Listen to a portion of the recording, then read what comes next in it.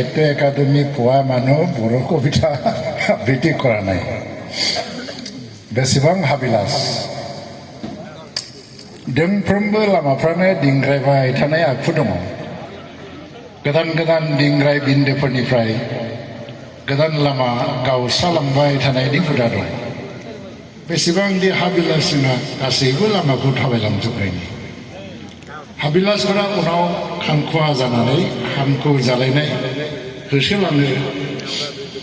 जायख्लंफोरजों लुनाय न'फोर खुवा खोबफबनाय दैमानि रुगुंफोर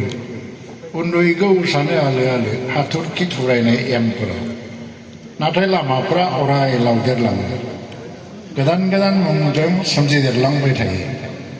बेजों थाबायग्राफोर मानिखौनो खालामो दावबायारि बेसेबांदि हाबिलास बयहाबो गासैबो दिंग्राय बिन्दोआव गसंनायनि लामा मानिखौनो थाबायलांजोबनायनि गोसो अहाब गोजोन्थों।